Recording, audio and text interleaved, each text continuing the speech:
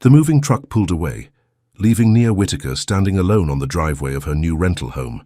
She pushed a loose strand of hair back under her yellow scarf and took a deep breath. This was it, her fresh start.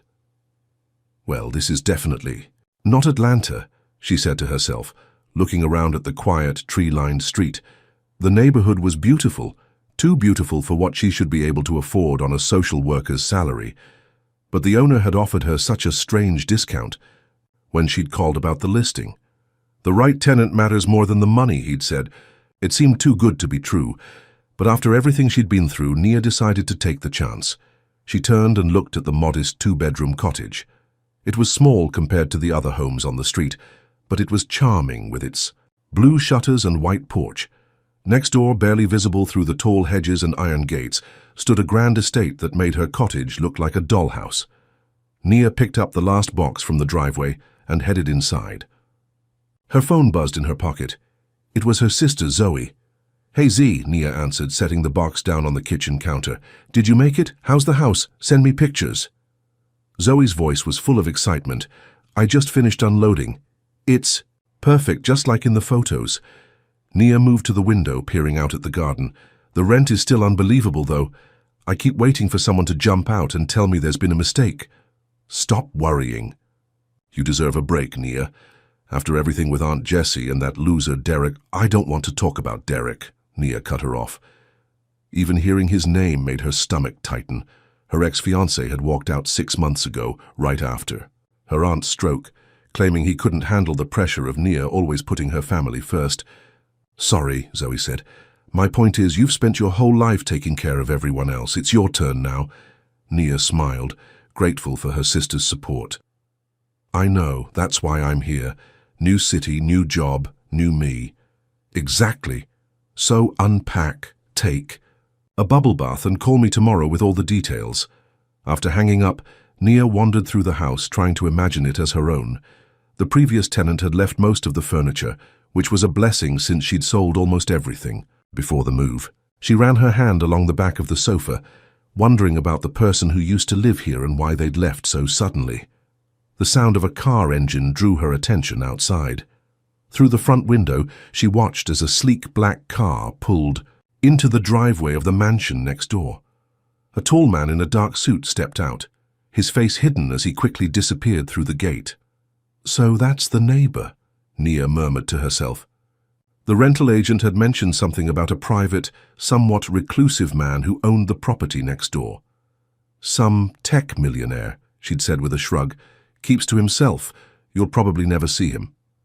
Nia turned away from the window. Rich neighbors weren't her concern. She had unpacking to do. Micah Lennox sat in his home office pretending to review quarterly reports while actually staring out the window at the small cottage next door. He'd seen the moving truck earlier, seen her, Nia Whitaker. After all these years, he'd recognized her immediately. The gentle curve of her smile, the way she tucked her hair under that yellow scarf she still wore. 12 years had passed, but some things were burned into his memory forever. His assistant's voice came through the intercom. "Mr. Lennox, your 4 o'clock conference call is waiting." "Cancel it," he said, surprising himself. "Cancel everything for the rest of the day." "Sir, the Singapore investors, tell them something came up, family emergency." He'd never used that excuse before. Everyone in his professional circle knew Micah Lennox had no family to speak of. After his assistant reluctantly agreed, Micah leaned back in his chair. He hadn't planned this. When he'd purchased the property next to his home 6 months ago, it had been a simple privacy measure. He didn't want neighbors peering into his life. Then, 3 weeks ago, he'd seen Nia's rental application come through the property management company he owned. His first instinct was to reject it immediately. Having her so close would be torture. But something stopped him. Instead, he'd instructed his manager to offer her a significant discount, knowing she couldn't afford the full rent. Now she was here, and Micah had no idea what to do next. Would she recognize him? He'd changed so much since high school.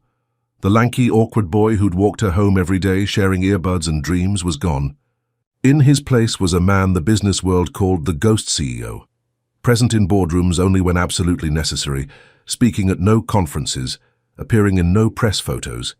He'd built his tech investment empire from nothing, turning the coding skills he'd developed in his foster homes into a multi-million-dollar business. But success hadn't filled the emptiness he'd felt since the day he walked away from Nia without saying goodbye. Micah's phone buzzed with a text from his assistant. "Singapore rescheduled for tomorrow. Everything else cleared. Are you all right?" He didn't answer. Instead, he found himself walking to the window again, watching as Nia moved around her new home. Even from this distance, he could see she still had that same graceful way of moving, like she was trying not to disturb the air around her. "I'm sorry," he whispered to the glass, "for leaving, for believing her mother's cruel words, for being too much of a coward to fight for what they had." But what was he supposed to do now? Walk next door and introduce himself? "Hi, remember me? The boy who broke your heart because your mother convinced me I was worthless?" No, he couldn't do that to her. Better to keep his distance like he always did with everyone. He'd make sure she had everything she needed in the rental house, but otherwise he'd stay away.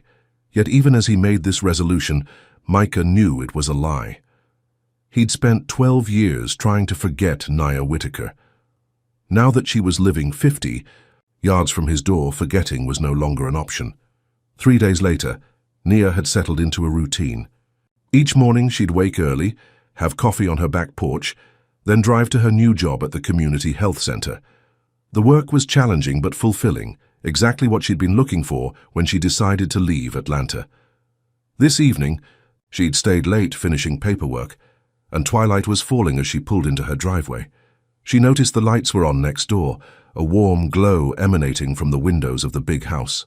In the 3 days she'd been here, she'd heard her neighbor's car coming and going but hadn't caught another glimpse of him. After a quick dinner, Nia decided to explore her backyard in the fading light. The rental agent had mentioned a garden, but Nia hadn't had time to really look at it yet. She put on a light jacket, made a cup of tea, and stepped outside. The garden was more beautiful than she'd expected. Roses climbing a trellis, a small stone path winding through lavender bushes, and at the back a wooden bench under an old oak tree. Someone had cared deeply for this space. Nia followed the path to the bench and sat down, cradling her tea. From here, she could see over the hedge that separated her property from the mansion next door. Another garden, more elaborate than hers, stretched out behind the big house. And there, sitting on his own bench with his back to her, was her neighbor. Even in the dim light, she could tell he was the same man she'd seen arriving home that first day. Tall, broad-shouldered, his head slightly bowed as if deep in thought. Something about his posture struck Nia as familiar, though she couldn't place why. Just then, as if sensing her presence, the man turned. Their eyes met across the hedge, and Nia felt a jolt of something. Recognition, confusion, disbelief. No, it couldn't be. The man stood quickly, clearly startled to find someone watching him. In the gathering darkness, his features were hard to make out, but there was something in the way he held himself, something in the line of his jaw. "I'm sorry," Nia called, finding her voice. "I didn't mean to disturb you, I just moved in." The man remained frozen for a moment, then nodded stiffly. "Welcome to the neighborhood." His voice was deep, controlled, giving nothing away. "Thank you," she replied, straining to see his face better in the fading light. "I'm Nia Whitaker." Another long pause. "Micah Lennox," he finally said. The teacup slipped from Nia's hand, shattering on the stone path. Micah. The name echoed in her head, bringing back a flood of memories she'd spent years trying to bury. Micah. From high school. Micah who'd shared his earbuds with her as they walked home. Micah who'd kissed her behind the auditorium curtains and then disappeared without a word senior year. Micah who'd broken her heart so completely that she'd never fully trusted anyone since. But this couldn't be the same Micah. Her Micah had been a skinny, soft-spoken boy with glasses and second-hand clothes. This man was different, successful, powerful. "Are you all right?" he asked, taking a step closer to the hedge. "Yes, Nia knelt to pick up the broken pieces of her cup, grateful for the distraction. "I used to know someone with that name, that's all." When she looked up again, he had moved even closer to the hedge, and now the porch light from his house illuminated his face. Nia's breath caught. It was him, older, more refined, his features sharper and more defined, but undeniably Micah.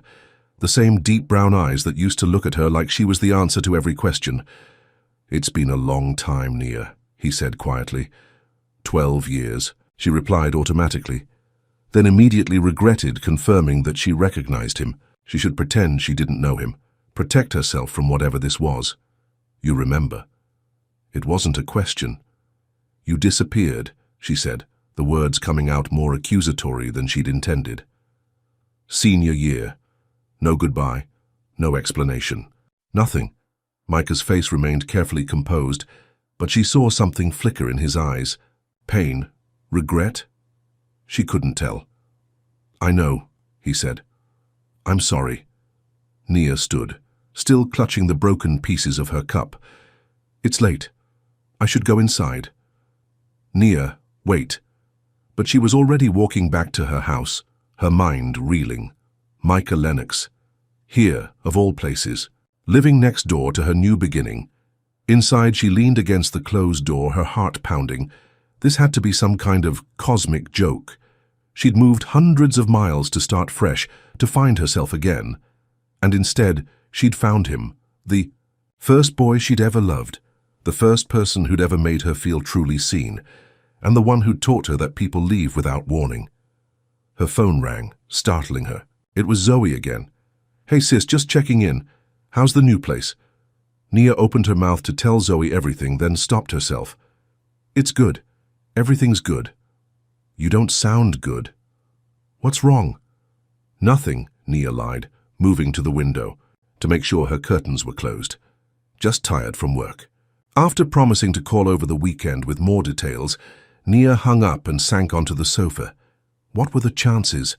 Of all the cities, all the neighborhoods, all the houses, how had she ended up next door to Micah Lennox? Then a thought struck. Her, the strange discount on the rent, the owner who cared more about the right tenant than the money. "No," she whispered. "He wouldn't." But even as she denied it, Nia knew it was true. Somehow Micah had arranged for her to move in next door. The question was why, and what was she going to do about it? Micah couldn't sleep.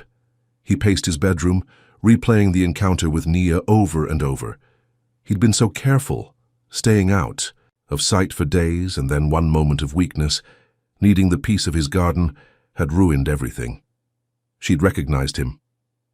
Despite the years, despite how much he'd changed, she'd known who he was. And the look on her face, hurt, confusion, anger, all justified. He sat on the edge of his bed, head in his hands. This wasn't how he'd planned it. He'd thought he'd have more time, could approach her carefully, maybe even find a way to explain why he'd left. His phone lit up with an email from his property manager. "Mr. Lennox, just confirming that the rent payment from Ms. Whitaker has been processed as instructed. Should we continue with the arrangement as discussed?" Micah stared at the message. The arrangement was that Nia would pay only a third of the actual rent, with his company covering the rest. It had seemed like the right thing to do, a small way to make her life easier without her knowing it came from him. Now it felt manipulative. "Everything did," he typed back, "continue as planned, and send someone to fix anything she needs immediately, no questions asked." After sending the email, Micah walked to the window that overlooked Nia's cottage. Her single light was still on. Was she thinking about him too? Remembering how they used to be, they'd met in sophomore year English class. Micah, the scholarship kid from the wrong side of town, always hiding in the back row. Nia, smart and kind, with a quiet confidence that drew him to her like gravity. One day she'd forgotten her book. Without a word, he'd moved his desk next to hers, sharing his copy. After class, she'd walked with him to his locker, talking about the assignment. And somehow that simple interaction had turned into walking home together every day, sharing. His earbuds, one for her and one for him. For 2 years they'd been inseparable. Friends, then more than friends. Micah had never felt so understood, so accepted. When they kissed for the first time behind the auditorium curtains, after she'd helped him rehearse for the school play, he'd thought his heart might burst from happiness. Then came that day in senior year. Naya had been accepted to Howard University with a partial scholarship. Micah had been accepted too, but without financial aid. He'd been at her house celebrating her news when her mother asked to speak with him privately. "You need to let her go," Mrs. Whitaker had said, her voice kind, but firm. "Nia has a bright future ahead of her. You'll only hold her back." "I love her," he'd argued, though his voice had trembled. "Love isn't enough, Micah. You have nothing to offer her. No money, no family connections, nothing. If you really care about her, you'll walk away now, before you become the reason she doesn't reach her potential." The words had cut deep, because they'd echoed his own fears. What did he have to offer someone like Nia? He was a foster kid with no money and no real family. Mrs. Whitaker was right. Nia deserved better, so he'd left. Transferred to a different school for the last 2 months of senior year, changed his phone number, disappeared completely from her life. It had been the hardest thing he'd ever done, and now here they were, 12 years later. Nia, still beautiful, still with that same yellow scarf. And him, a different person on the outside, but still carrying the same guilt and regret. The light in Nia's cottage went out, leaving Micah staring at darkness. He should leave her alone. He should sell the cottage, make sure she found an even better place to live and stay out of her life for good. But he knew he wouldn't. Because despite everything, despite the years and the pain and the distance, seeing her again had awakened something he thought was long dead. Hope. Morning came too quickly. Nia had barely slept, her mind racing with questions about Micah and why he was here, why she was here, what it all meant. It was Saturday, and she had planned to spend the day unpacking the rest of her things. But now the thought of staying so close to Micah's house made her uncomfortable. She needed space to think. After a quick shower and breakfast, she grabbed her purse and headed to her car. As she stepped outside, she saw him, Micah, standing by his mailbox at the end of his driveway. Their eyes met, and for a moment neither moved. In the clear morning light, Nia could see all the ways he'd changed. The lanky boy was now a broad-shouldered man. His once shaggy hair was cut short and neat. The glasses were gone, probably replaced by contacts. He wore casual but expensive-looking clothes that fit him perfectly, but his eyes were the same, those deep brown eyes that had once looked at her with such tenderness. "Good morning," he called, his voice careful, neutral. Nia hesitated, then walked to the end of her own driveway. There was no point in avoiding him if they were going to be neighbors. "Did you arrange for me to rent this house?" she asked directly. Crossing her arms, Micah didn't try to deny it. "Yes." "Why?" He seemed to consider his words carefully. "When I saw your application come through my property management company, I don't know. I couldn't just ignore it." "So, you manipulated me into moving next door to you? Do you know how strange that is, Micah?" He flinched at her tone. "It wasn't like that. I just made sure you got the house if you wanted it, at a price you could afford." "And you didn't think to mention that you owned it? That you lived next door? That we had a history?" "I was going to tell you, I just needed to find the right moment." Nia laughed without humor. "The right moment. 12 years wasn't enough time to find the right moment to explain why you disappeared from my life." Micah's composed exterior cracked slightly. "Nia, No," she cut him off. "I don't want to hear it, not now." She turned toward her car. "Where are you going?" he asked. "Out. Away. I need to think." She unlocked her car door. "Will you come back?" The question made her pause. There was vulnerability in his voice that reminded her of the boy she used to know. "It's my home now," she said finally. "Of course I'm coming back." She got in her car and drove away, watching Micah grow smaller in her rearview mirror. Part of her wanted to keep driving, to find another place to live, far away from him and the memories he brought back. But the stronger part, the part that had brought her to this city in the first place, refused to run away. Nia had spent too many years putting other people first, changing her plans to accommodate everyone else. She'd chosen this house, this job, this new beginning. She wouldn't let Micah Lennox take that away from her, no matter what secrets from their past he was hiding. Micah watched Nia's car disappear around the corner, his chest tight with regret. He'd handled everything wrong from the start. He should have contacted her directly when he saw her application, should have been honest from the beginning. But honesty had never been his strong suit, not when it came to Naya. Not since that day. With her mother. His phone rang, his assistant again. "Mr. Lennox, I have the Singapore investors on hold. They're insisting on speaking with you personally about the delay." "Tell them I'll call back in an hour," Micah said, still staring at the Tuwas empty street where Nia's car had been. "Sir, they've been very patient. 1 hour, Elise, that's all I need." He ended the call and walked back to his house, his mind churning. Nia was angry, and she had every right to be, but she hadn't told him to stay away completely. She'd said she was coming back. It was more than he deserved. Inside, Micah went to his study and unlocked the bottom drawer of his desk. Inside was a small wooden box he hadn't opened in years. He lifted the lid, revealing its contents. A ticket stub from the movie they'd seen on their first real date, a dried flower from the corsage he'd given her for junior prom, and a small envelope. He carefully removed the envelope and opened it, pulling out a photograph. It showed the two of them at 17, standing in front of Nia's house. His arm was around her shoulders, and they were both laughing at something out of frame. Nia wore her yellow scarf, and Micah's glasses were slightly crooked. They looked so young, so happy, so unaware of what was coming. Micah traced Nia's face in the photo with his finger. He'd carried this picture with him through college, through the early days of his company, through every success and failure. A reminder of what he'd lost, of the price he'd paid for believing he wasn't good enough. He'd built his entire life trying to become someone worthy of her. And now that she was here, he had no idea how to bridge the gap between them, how to explain what had happened without revealing her mother's role in it. How could he tell Nia that the woman she'd loved and trusted had deliberately separated them? His intercom buzzed. "Mr. Lennox, it's been an hour. The Singapore investors are holding again." Micah put the photo back in the box and locked the drawer.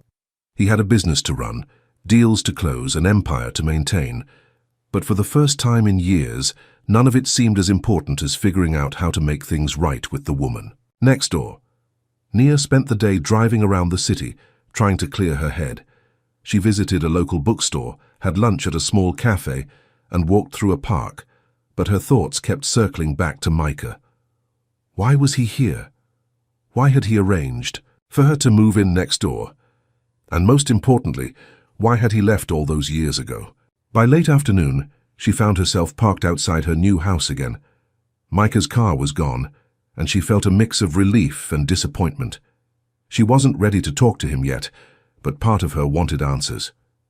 Inside, she noticed a business card on the floor that must have been slipped under her door. Micah Lennox, CEO, Lennox Ventures, it read, with a phone number handwritten on the back.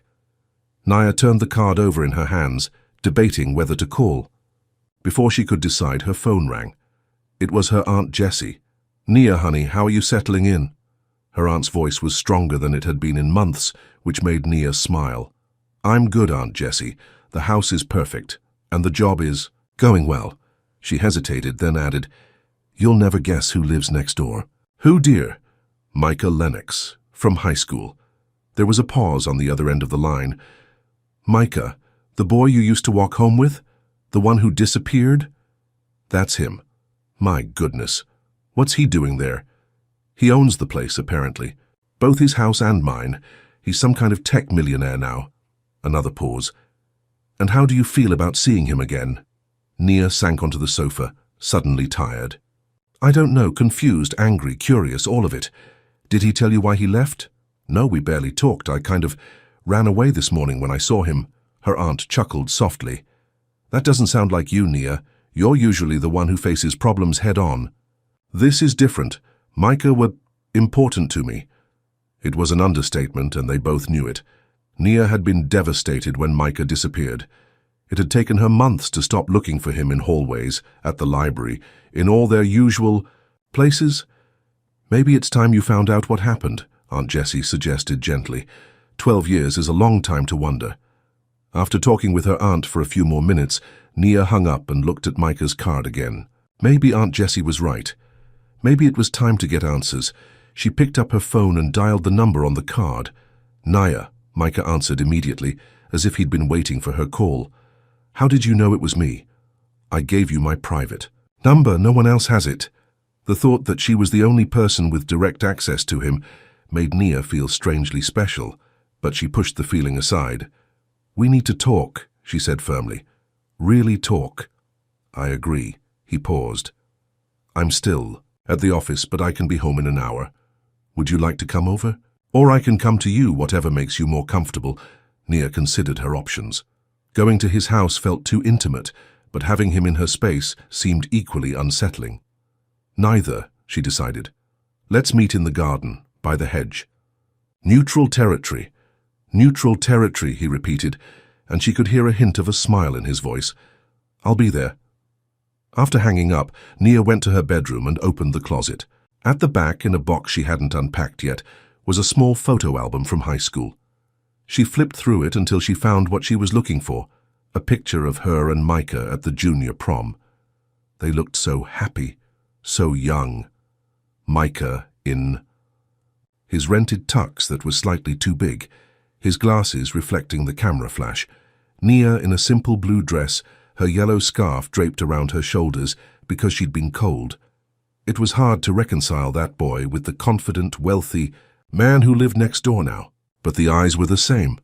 And when he'd said her name that morning, something in his voice had reminded her of the way he used to read poetry to her, soft and reverent. Nia closed the album and put it away. In an hour, she'd face Micah Lennox and finally get the answers she'd been waiting 12 years to hear. She only hoped she was ready for whatever those answers might be. The sun was setting as Nia made her way to the back garden. She'd changed into jeans and a simple blouse, her hair loose around her shoulders. The yellow scarf was tucked in her pocket, a habit she'd never broken, carrying it with her like a talisman. Micah was already there, standing on his side of the hedge. He'd changed too from the business clothes she'd seen him in that morning to jeans and a grey sweater. The casual outfit made him look more like the boy she remembered. "Hi," he said softly as she approached. "Hi." Nia stopped a few feet from the hedge, keeping her distance. For a moment they just looked at each other, the weight of 12 years hanging between them. "You wanted to talk," Micah finally said. "Yes." Nia took a deep breath. "Why did you leave, Micah? Senior year. No goodbye, no explanation. You just vanished." His expression tightened and he looked away. "It's complicated. Try me." Micah seemed to struggle with himself, as if deciding how much to say. "I thought it was the right thing to do. For you." "For me." Nia's voice rose slightly. "How was breaking my heart the right thing for me? You had plans, Nia. College, a career. I didn't want to hold you back." "That wasn't your decision to make," she said, anger flaring. "We could have talked about it, found a solution together. Would you have listened? You were so excited about Howard, about getting away from this town, and I was—" He stopped. "You were what?" "Nothing, nobody, a foster kid with no money and no future." The bitterness in his voice surprised her. "That's not how I saw you," Nia said quietly. "Maybe not, but it was how everyone else did." Nia stepped closer to the hedge, studying his face. "There's more to this story, isn't there? Something you're not telling me." Micah met her eyes, and for a moment she thought he might finally tell her everything, but then he looked away again.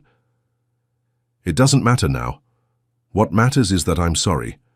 I've been sorry every day for 12 years. "It matters to me," Nia insisted. "I deserve the whole truth, Micah." "You do," he agreed. "But I'm not sure I'm ready to give it to you." "Not yet." Nia felt her frustration building. "Then what was the point of arranging for me to move in next? What do you want from me?" "I don't know," he admitted. "When I saw your application, I just reacted. I've thought about you every day since I left, Nia. Wondered where you were, what you were doing, if you were happy. And suddenly there was your name on a rental application for a property I owned. It felt like fate." "Fate," Nia repeated skeptically. "So you manipulated the situation instead of just reaching out like a normal person?"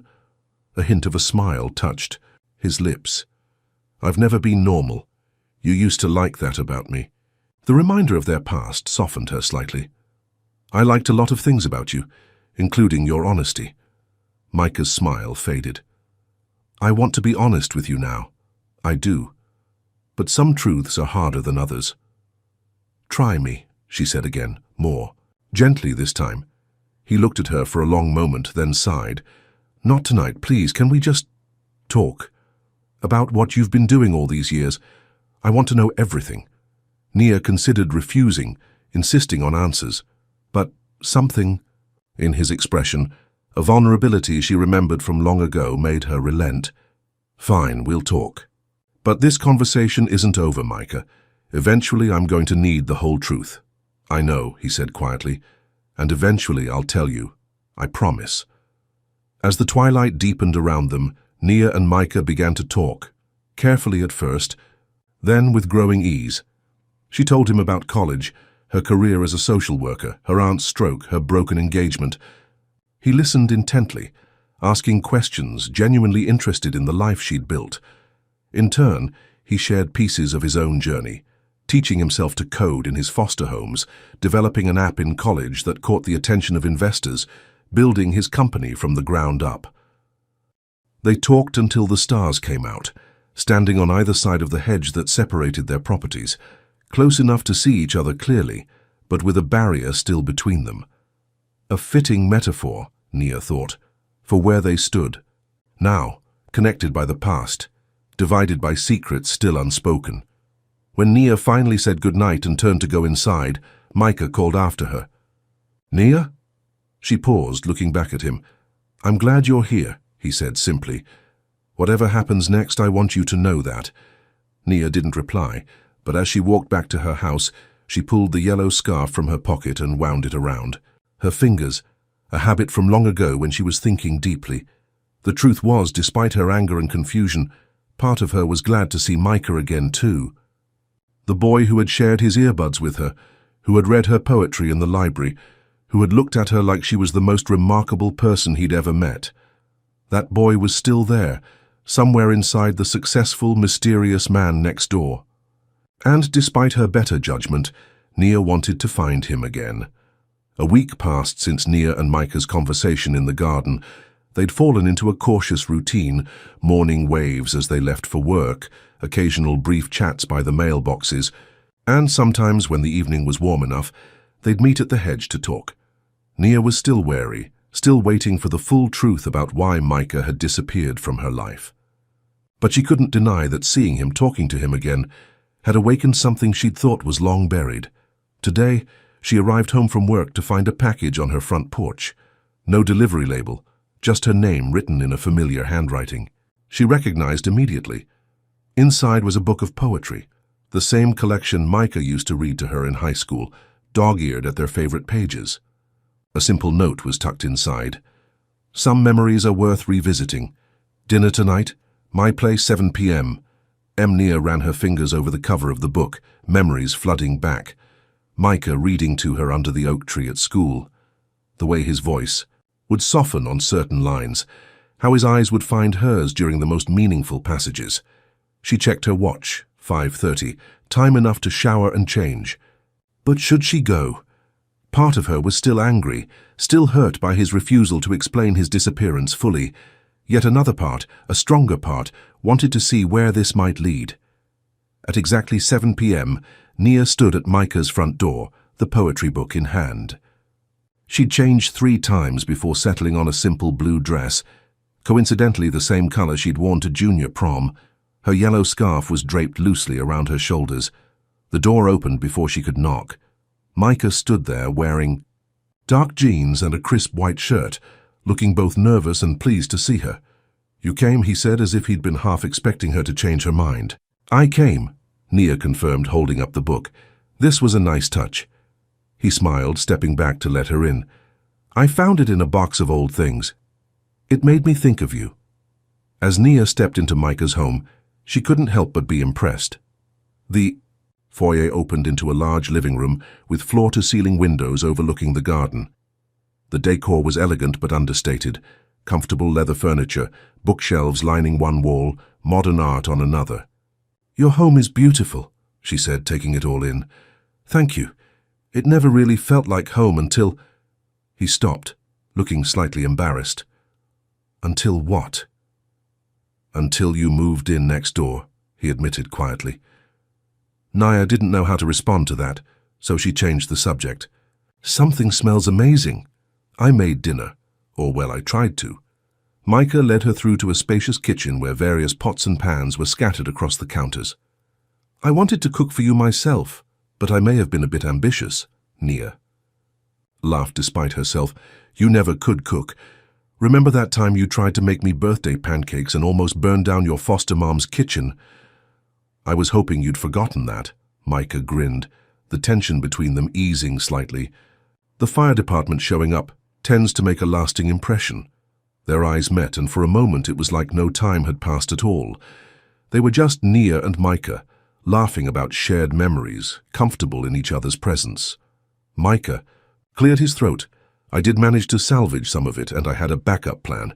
He gestured to the dining table, already set with candles and flowers, where take-out containers from an upscale restaurant were artfully arranged on serving platters. Best of both worlds, Nia smiled. Smart thinking. Always have a plan B. As they sat down to eat, conversation flowed more easily than Nia had expected. They caught each other up on the past week, her challenges with a difficult case at work, his frustrations with investors who didn't share his vision.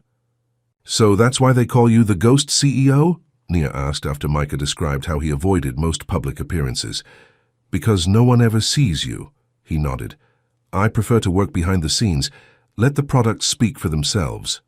But that's not the only reason, is it? Nia studied his face. You've always been private, even in high school, but this seems different. It's like you're hiding. Micah looked down at his plate. Maybe I am. Success brought attention I never wanted. People trying to get close to me for the wrong reasons. It was easier to keep everyone at a distance. Everyone?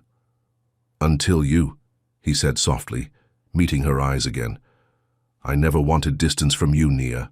The intensity of his gaze made her heart race. Then why did you create it? She asked, returning to the question that still hung between them. Micah sighed. I told you. I thought it was best for you. And I told you that wasn't your decision to make, Nia countered. There's still something you're not telling me. For a moment she thought he might finally open up, but instead he stood and walked to a cabinet, returning with a bottle of wine. More? He asked, holding it up. Nia shook her head, both at the offer and his obvious deflection. Micah, we can't move forward until we deal with the past. I know, he said, setting the bottle down without pouring any for himself either. And we will, but not tonight. Tonight I just want to enjoy being with you again. Nia wanted to press him, to demand answers, but something in his expression stopped her. There was a vulnerability there, a fear that made her wonder just how painful the truth might be. Fine, she conceded. But soon. Soon, he promised. Thank you for being patient. After dinner, Micah gave her a tour of his home. It was even larger than it appeared from outside, with a home office, a library, a gym, and several guest rooms that had never been used. It's a lot of space for one person, Nia observed as they returned to the living room. I know. It's ridiculous, really. Micah ran a hand through his hair, looking almost embarrassed by his own wealth. When I bought it, I told myself it was an investment, but honestly, I think I was trying to prove something. To who? He hesitated. To myself. Maybe to the world. That I wasn't that poor foster kid anymore. Nia touched his arm gently. You never needed to prove anything to me, Micah. I always saw you for who you really were. Their eyes met, and Micah took a step closer. For a moment, Nia thought he might kiss her, and despite all the unresolved questions between them, she realized she wanted him to, but instead he moved to the bookshelves and pulled out a photo album. I have something to show you. They sat side by side on the sofa as Micah opened the album. Inside were newspaper clippings, photographs, and printed articles, all about Nia. What is this? She asked, stunned. I've kept track of you, Micah admitted. Not in a stalker way, I promise, just public things. Your graduation announcement in the local paper. An article about that community outreach program you started in Atlanta. Your name in the charity auction donor list. Nia flipped through the pages, amazed. There she was, receiving an award for her work with at-risk youth. There was a mention of her in a professional journal. A photo from a fundraising event 3 years ago. All this time you were watching from a distance? Micah nodded. I wanted to know you were okay, that you were happy. Why didn't you reach out? I didn't think I had the right. He closed the album gently. Not after how I left. Nia studied his face, trying to understand. What changed? Why now? Seeing your rental application felt like a sign, like maybe the universe was giving me a second chance I didn't deserve. He smiled faintly. Or maybe I just finally found the courage to face you. Nia wanted to be angry about the album, about him keeping tabs on her all these years without her knowledge. But instead she felt oddly touched. He hadn't forgotten her, hadn't moved on as completely as she'd assumed. I kept track of you too, she admitted, though not as thoroughly. I Googled you when your company started making headlines, read about your success. What did you think when you saw I'd done well for myself? I was proud of you, Nia said honestly. Not surprised, though. You were always the smartest person I knew. Micah smiled genuinely this time. Second smartest. You beat me in every class except computer science. Only because I couldn't understand a word of it. You tried to explain coding to me once, remember? I think my eyes glazed over after about 5 minutes. They both laughed, the tension between them easing again.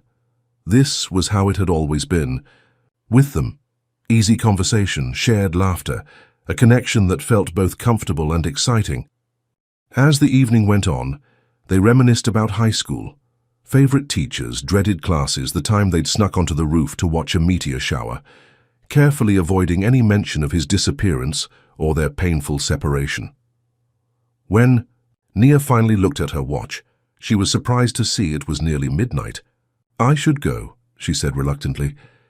Early day tomorrow. Micah walked her to the door. Thank you for coming tonight. It meant a lot to me. I'm glad I came, Nia said, realizing it was true.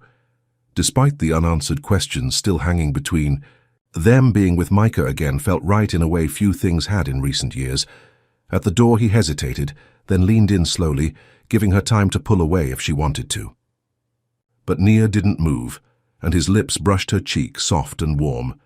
Good night, Nia, he whispered. Good night, Micah. Walking back to her cottage, Nia touched her cheek where he'd kissed her. She was treading dangerous ground, letting herself get close to him again without knowing the full truth. But she couldn't deny the pull between them was as strong as ever, and maybe, just maybe, she was finally ready to hear whatever secret he was keeping. The next morning, Nia was making coffee when her phone rang. It was Zoe. I've been texting you. Whole week, her sister exclaimed without preamble. What's going on with you and Ghost CEO neighbor boy, Spill? Nia laughed, carrying her coffee to the porch so she could sit outside. Good morning to you too, Z. Skip the pleasantries. I want details. Have you talked to him again? Did he explain why he disappeared in high school? Yes and no, Nia sighed. We've been talking, but he's still holding back about why he left. And you're okay with that? The Nia I know would demand answers. I have been demanding. He's just not ready to tell me everything. Zoe made a skeptical noise. Sounds fishy. What's he hiding? Maybe he was secretly married or in witness protection or something. I don't think it's anything that dramatic, Nia said, though she wasn't entirely sure. It feels personal, important. Well, be careful. Men with secrets are trouble, even hot millionaire ones. Nia was about to respond when she noticed Micah in his driveway, loading something into his car. He looked up and saw her, raising a hand in greeting. I'll call you later, Z, Nia said quickly. Something just came up. Is it him? It's him, isn't it? Don't hang up. But Nia had already ended the call and was walking toward the driveway, coffee mug still in hand. Morning, she called to Micah. Good morning. He smiled, looking more relaxed than she'd seen him yet. Sleep well. I did, Nia admitted. You? Better than I have in a long time. He closed his car trunk. I'm heading to the farmer's market. Would you like to come? The invitation surprised her. It was such a normal, everyday thing to do together. I'd love to. Let me just grab my purse. 10 minutes later, they were driving through town in Micah's sleek car. It was strange being beside him again, seeing his hands on the steering wheel, the way he still tapped his thumb when waiting at red lights. The farmer's market was busy with Saturday morning shoppers. As they walked among the stalls, Nia noticed how Micah kept a low profile. Baseball cap pulled down, sunglasses on despite the cloudy day. "Are you worried about being recognized?" she asked, as he examined a display of organic apples. "Force of habit," he admitted. "The ghost CEO thing works because most people don't know what I look like. The few photos out there are pretty outdated. It must be exhausting, always hiding." Micah shrugged. "You get used to it." As they continued shopping, Nia watched him interact with the vendors, unfailingly polite, leaving generous tips but always guarded, never sharing more information than necessary. "You know," she said as they stopped for coffee at a small stand, "you're still the same in some ways. You always kept parts of yourself hidden, even in high school." "Not from you," Micah replied softly. "You were the only one who saw all of me." The comment hung between them as they made their way back to the car, arms full of fresh produce and flowers Micah had insisted on buying for her. Back at their homes, Micah helped carry everything to Nia's kitchen. "I was thinking," he said as he set the last bag on the counter, "maybe we could have dinner again tonight. I'll cook for real this time." "You sure that's safe?" Nia teased. "I'm not sure my smoke detectors work," Micah laughed. "I've improved since high school, slightly." "In that case, I accept. But let me help. We can cook together." His eyes lit up at the suggestion. "Like we used to at your aunt's house." "Exactly. Though hopefully with fewer disasters." As Micah left to prepare for their evening, Nia felt a warmth spreading through her that had nothing to do with the morning sun streaming through her windows. Being with him was so easy, so natural, it scared her a little. She was falling back into old patterns, old feelings, without getting the closure she needed about the past, but tonight, she promised herself, she would get answers. No more deflections or half-truths. It was time for Micah to tell her everything. That evening, Nia's kitchen was filled with laughter and the smell of garlic and herbs as she and Micah worked side by side preparing dinner. He was indeed a slightly better cook than he'd been as a teenager, though he still needed guidance with anything more complicated than chopping vegetables. "Pass the salt?" Nia asked, stirring the pasta sauce they'd created together. As Micah reached for it, his arm brushed against hers, and they both paused at the contact. Being in such close proximity was both familiar and new, comfortable and thrilling. "Here," he said, his voice a little rougher than before. Their fingers touched as she took the salt from him, and Nia felt a spark of electricity between them.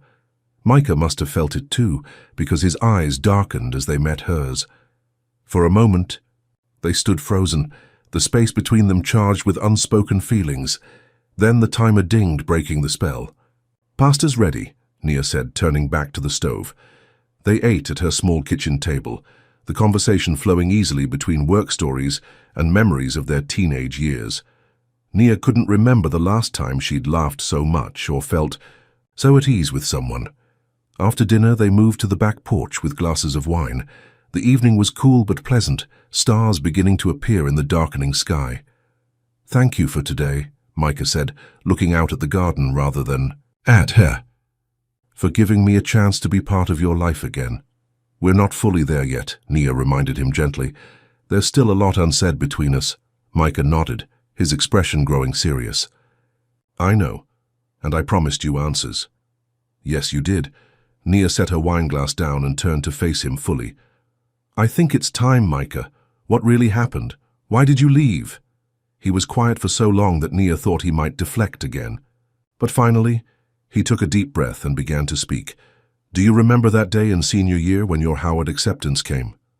Nia nodded. It had been one of the happiest days of her life, until it became one of the worst when Micah disappeared. Shortly after, "We were at your house celebrating. You went to call Zoe and I stayed in the living room with your mum." Something in his tone made Nia's stomach tighten. "What happened?" "She asked to speak with me privately, said she wanted to congratulate me on my own college acceptance." Micah's voice had gone flat, emotionless, as if he was detaching himself from the memory. "But that's not what she wanted to talk about." "What did she say?" Nia asked, though part of her was beginning to suspect the answer. Micah finally looked at her, his eyes pained. "She told me I needed to let you go. that you had a bright future ahead, and I would only hold you back. Nia felt like she'd been slapped. My mother said that to you? He nodded. She was kind about it, said she liked me, but that I had to understand you were meant for greater things, that a relationship with me would keep you from reaching your potential. That wasn't her decision to make, Nia said, anger rising within her. She was your mother, Nia. She wanted what was best for you. Micah's defense of the woman who had separated them surprised her, and the thing is, I believed her. What? I believed her, he repeated, because deep down I'd always thought the same thing. What did I have to offer you? I was a foster kid with no money, no family connections, nothing. You were brilliant, beautiful, with a supportive family and a bright future. I was lucky you even looked at me. That's not true, Nia protested. That was never true. It felt true then, Micah said quietly. Your mother just confirmed what I'd always feared, that I wasn't good enough for you. Nia stood up abruptly, too agitated to remain seated. So you just left? Without talking to me, without giving me any say in the matter? I thought I was doing the right thing, Micah said, standing as well. I transferred schools, changed my phone number, cut all ties. It was the hardest thing I've ever done, Nia, but I believed it was what you needed. What I needed. Nia's voice rose with emotion. What I needed was you, Micah. Do you have any idea what it did to me when you disappeared? I thought something terrible had happened to you. I called hospitals, police stations. I waited for you, every day at our spot, hoping you'd show up with some explanation. Micah's face crumpled with guilt. I'm sorry, I didn't know. How could you know? You were gone. Tears were flowing freely down Nia's cheeks now. And all because my mother decided, and you agreed, that I couldn't make my own choices about who to love. The word love hung in the air between them. Micah took a step toward her, but Nia held up a hand to stop him. Don't, she said. I need to process this. Nia, please. My mother. Nia shook her head, still struggling to believe. To all these years I never knew. She watched me grieve for you and she never said a word. She thought she was protecting you, Micah said again. Stop defending her, Nia snapped. What she did was wrong. What you did was wrong too. You both decided what was best for me without ever asking what I wanted. Micah fell silent, unable to argue with that truth. Nia wiped her tears with the back of her hand. I think you should go. Nia. Please, Micah. I need time to think. He looked like he wanted to say more, to stay and fight for her, but instead, he nodded and moved toward the door. I understand, but Nia, there's something else you should know. She looked at him, waiting. Everything I've done since that day, building my company, making money, all of it, was to become someone worthy of you. I never stopped loving you, not for a single day. With that, he left, closing the door softly behind him. Nia sank onto the sofa, her mind reeling. Her mother, the woman she'd trusted most in the world, had deliberately separated her from Micah, had watched her daughter's heart break and said nothing, all because she thought she knew what was best, and Micah had let it happen. Had believed. He wasn't good enough, despite everything Nia had ever said or done to show him how much he meant to her. The betrayal cut deep from both sides, and yet, he'd never stopped loving her. Had built his entire life trying to become someone worthy of her, as if he hadn't already been worthy from the start. Nia pulled out her phone, wanting to call Zoe, to tell someone what she'd learned. But instead, she found herself opening her browser and typing Micah Lennox into the search bar. Hundreds of results appeared. Business articles, tech industry profiles, financial reports. She clicked on one from Forbes. The Ghost CEO, How Micah Lennox Built a Tech Empire from Nothing. The article painted a picture of a brilliant but intensely private businessman who had risen from poverty to create one of the most innovative tech investment firms in the country. It mentioned his foster care background, his scholarship to MIT after transferring schools his senior year of high school, his first app developed in a dorm room. But what caught Nia's eye was a quote from Micah about his motivation. Success was never the goal. I had something to prove to myself and to someone who once mattered a great deal to me, that someone was her. He'd built an empire to prove himself worthy of a girl who had already loved him exactly as he was. The realization made fresh tears spring to Nia's eyes. So much wasted time. So much unnecessary pain. All because of misguided protection and deep-seated insecurity. Nia put her phone down and moved to the window, looking out toward Micah's house. Lights were still on and she could see his silhouette moving behind the curtains. What now? The truth was out, at least most of it. Her mother had betrayed her. Micah had left her. Both thinking they were doing what was best for her, neither giving her agency in her own life. The anger was still there, burning steady. But beneath it was something else. A profound sadness for two young people who had lost each other because of others' expectations and their own fears. And deeper still was the undeniable fact that despite everything, despite 12 years and all the pain between them, she still felt something for Micah Lennox, something that had never quite died even when she thought he had. Morning came with no answers. Nia had barely slept, her mind churning with revelations and questions. She made coffee and took it outside, needing fresh air to clear her head. From her back porch she could see into Micah's garden. It was empty, but evidence of his restlessness was visible. A chair moved from its usual spot, an abandoned coffee mug on the table. Her phone buzzed with a text from him. "I understand if you need space. Just know I'm here when you're ready." "To talk." Nia didn't respond. She wasn't ready yet. Instead, she called the one person who might help her make sense of it all. "Aunt Jessie, it's me. I need to ask you something important." Her aunt's warm voice came through the phone. "Of course, honey, what is it? Did you know about Mom and Micah? That she told him to stay away from me?" There was a long pause on the other end of the line. "Oh, Nia," Aunt Jessie finally sighed. "I had my suspicions, but your mother never confirmed them." "What do you mean, suspicions?" "The timing of it all. Micah disappearing right after your college acceptance. The way your mother seemed almost relieved when you couldn't find him. She'd always worried you'd choose a college close to him instead of Howard." "Why didn't you say anything?" Nia asked, trying to keep the accusation out of her voice. "I wasn't sure, honey. And your mother. She always thought she knew what was best for you girls. After your father left, she was determined you'd both have better lives than she did." Nia closed her eyes, memories of her mother flooding back. The long hours she'd worked to support them after their father abandoned the family. The emphasis on education, on independence, the fear behind her eyes whenever Nia or Zoe mentioned wanting to get married young. "She was wrong about Micah," Nia said firmly. "I know that now," Aunt Jessie replied. "Seeing what he's become, how he still cares for you after all this time, your mother couldn't have predicted that." "It wouldn't have mattered if he'd never become successful," Nia insisted. "I loved him for who he was then. I believe you, honey, but your mother was trying to protect you from what she saw as a mistake.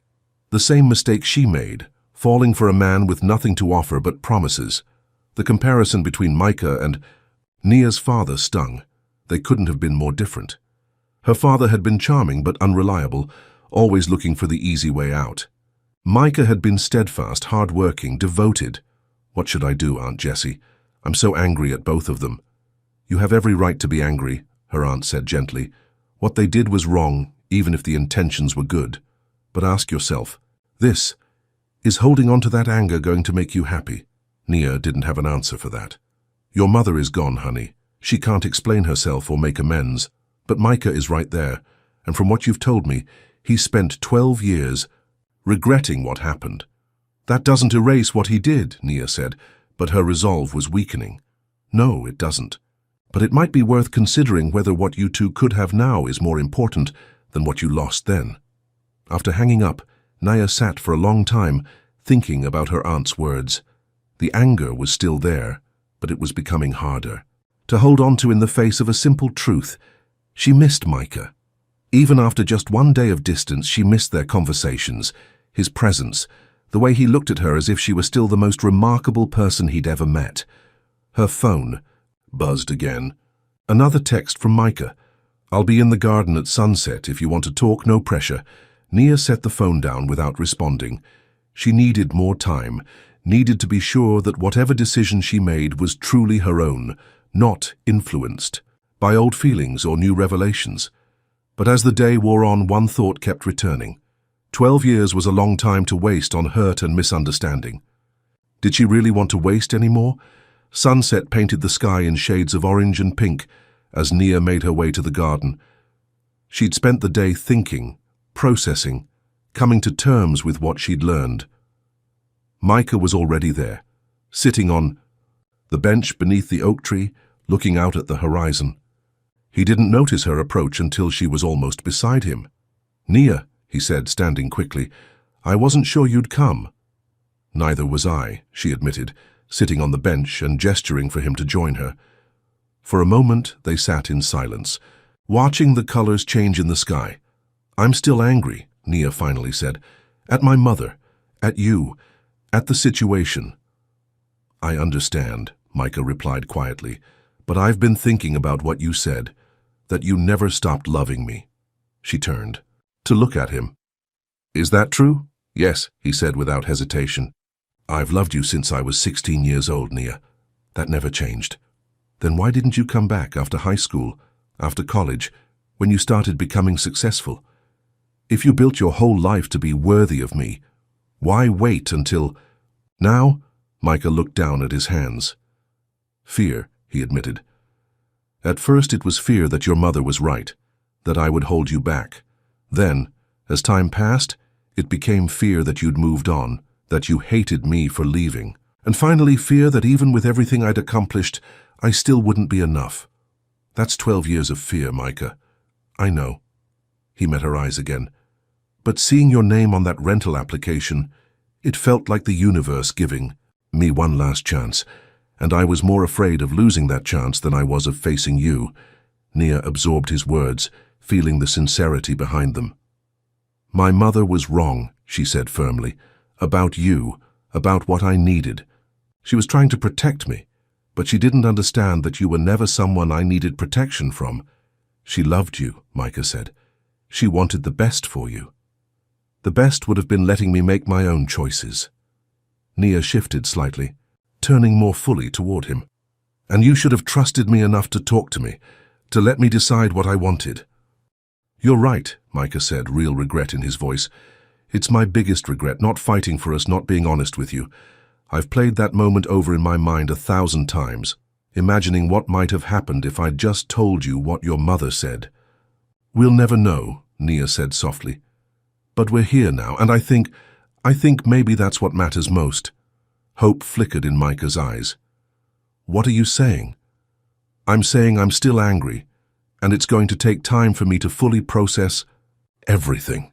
But I don't want to lose you again, Micah. These past few days being with you, it's felt right in a way few things have in a very long time." "It has for me too," he said, his voice thick with emotion. "So maybe we start over," Nia suggested, "not ignoring the past, but not letting it dictate our future either, taking things slowly, getting to know who we are now." Micah nodded, hope growing stronger in his expression. "I'd like that very much." "Me too." Nia reached out tentatively and took his hand. It felt both familiar and new, the way his fingers entwined with hers. As the last rays of sunlight faded from the sky, they sat together on the bench, hands joined, looking out at the darkening garden. There was still much to work through. Trust, to rebuild, wounds to heal. But for the first time in 12 years, the future held a promise that had once seemed lost forever. And in that moment, it was enough. The next few weeks passed in a careful dance of reconnection. Micah and Nia spent time together almost daily, dinners at each other's homes, walks through the neighborhood, quiet evenings in the garden, talking about everything and nothing. Slowly, the walls between them began to crumble. Nia's anger didn't disappear entirely, but it softened, tempered by understanding and the growing certainty that what they were building now was worth more than dwelling on past hurts. Micah, too, was changing. The guarded private man began to open up, not just to Nia but to the world around him. He started attending company events in person rather than sending representatives, granted a rare interview to a tech magazine, even greeted neighbors when they passed his house. "You seem different," Nia observed one evening as they prepared dinner together in his kitchen. "More present." Micah smiled, the easy, open smile that had once been so rare but was becoming more frequent. I feel different. For years I've been hiding. From my past, from my fears, from connection.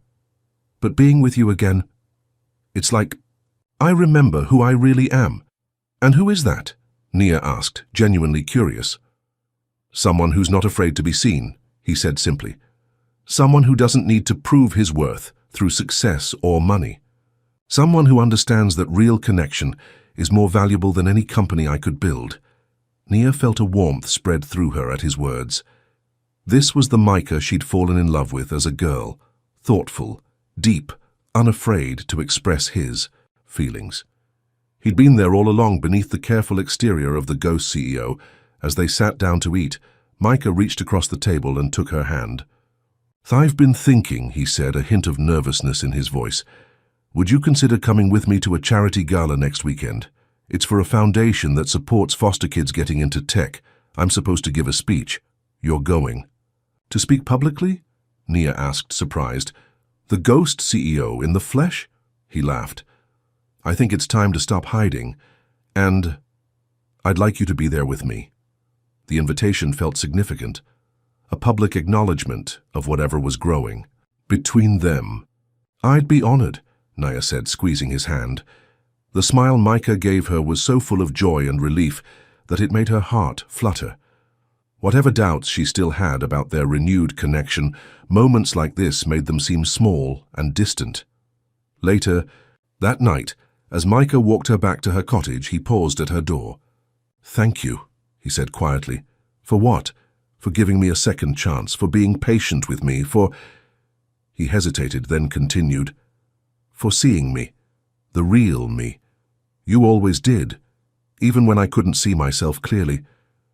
Nia reached up and touched his face gently. Thank you for finding your way back to me. Micah leaned in slowly, giving her time to pull away if she wanted, but Nia moved closer instead, and their lips met in a soft, tender kiss that felt like coming home after a very long journey. When they parted, both were smiling, a little breathless, a little amazed at the path that had led them back to each other. Good night, Nia, Micah whispered. Good night, Micah. As she watched him walk back to his house, Nia touched her lips, still feeling the warmth of his kiss. The boy who had shared his earbuds with her, who had read her poetry in secret, who had looked at her like she was his whole world, he was still there in the man Micah had become, and despite everything that had happened, despite the years and pain between them, Nia knew with growing certainty that she was falling in love with him all over again. This time, she promised herself, they would write their own story. No one else would decide their path or their worth. This time they would choose each other, eyes wide open, hearts fully engaged, and maybe, just maybe, that would make all the difference. The charity gala was being held at the Grand Hamilton Hotel, the most elegant venue in the city. As Micah's car pulled up to the entrance, Nia felt a flutter of nerves in her stomach. Ready? Micah asked, sensing her hesitation. Nia smoothed the front of her deep burgundy gown, a last-minute purchase that had stretched her budget, but felt worth it for the occasion.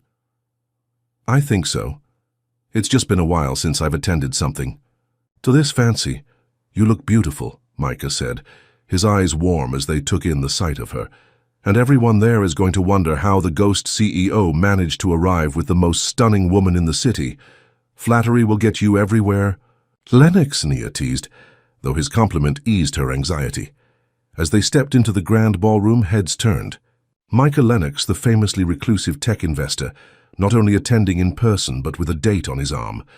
Whispers followed them as they made their way through the crowd. Mr. Lennox, a photographer approached. Could we get a photo for the business section? It's quite the occasion having you here in person. Nia expected Micah to decline, to maintain the privacy he'd guarded so carefully for years.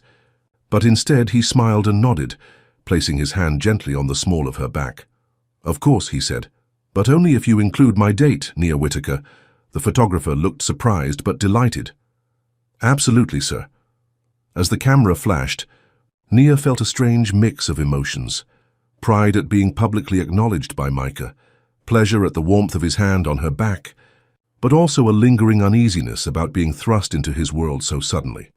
Throughout the evening, Micah introduced her to business associates, tech innovators, and charity directors.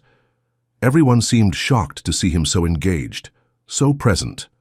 Several people made comments about how they barely recognized him, not just because of his rare appearance, but because of the easy smile that rarely left his face.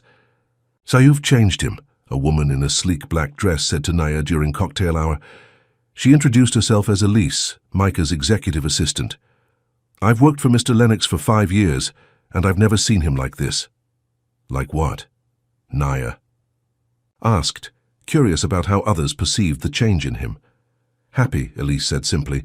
"He's always been brilliant, driven, fair, but never happy. Not until recently." She glanced across the room to where Micah was deep in conversation with a group of young tech entrepreneurs. "Whatever you're doing, please don't stop." Before Naya could respond, the dinner bell rang, signaling guests to take their seats. She found herself at the head table with Micah, who would be speaking after the meal. As they ate, Naya noticed how Micah kept glancing at his speech cards, a rare hint of nervousness from a man who ran multi-million-dollar business deals without breaking a sweat. "Are you okay?"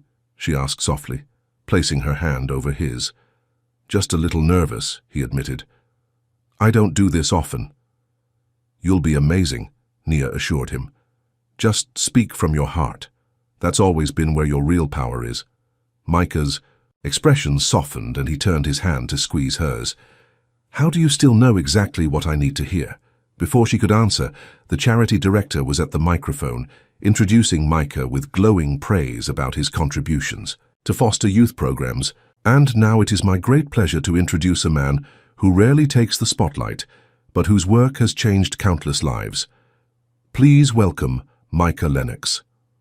The applause was enthusiastic as Micah rose and made his way to the podium. He looked confident in his tuxedo, every inch the successful businessman, but Nia could see the slight tension in his shoulders that betrayed his discomfort with public speaking. "Thank you," he began, his voice steady despite his nerves. "I'm not one for speeches, as anyone who knows me will tell you.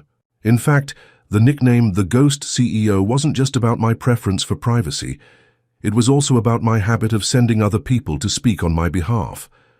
A light chuckle rippled through the audience. "But tonight is too important for ghosting," Micah continued, "because tonight is about something very personal to me, giving foster kids the opportunities that I once needed so desperately myself."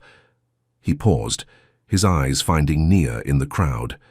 She nodded encouragingly, and something in his posture relaxed. "I was 14 when I entered the foster system," he said, setting aside his prepared notes. "My mother had died, and there was no father in the picture. I bounced between 3 homes in 2 years before landing with a woman named Gloria Baker, who gave me something I'd never had before, stability. A desk where I could study, a computer old and slow as it was where I taught myself to code." The room had gone completely silent, everyone captivated by this rare glimpse into the private life of Micah Lennox. But even with Gloria's support, I was a kid with no connections, no money, and no clear path forward. The statistics for foster kids are grim. Less than 3% of us earn a college degree. I was lucky enough to be in that small percentage, but luck shouldn't be the determining factor in any child's future. Micah continued, outlining the Foundation's work, providing tech education, mentorship, and college scholarships to foster youth. His passion shone through every word, and Nia felt a swell of pride watching him. This was the Micah she'd always known was there, compassionate, articulate, deeply caring. "Success means nothing if we don't use it to open doors for others," he said as he neared the end of his speech. "For years I've contributed to this foundation financially, but remained in the background. That changes tonight. I'm announcing a new initiative, the Lennox Mentorship Program, which will pair foster teens interested in tech with industry professionals for one-on-one guidance."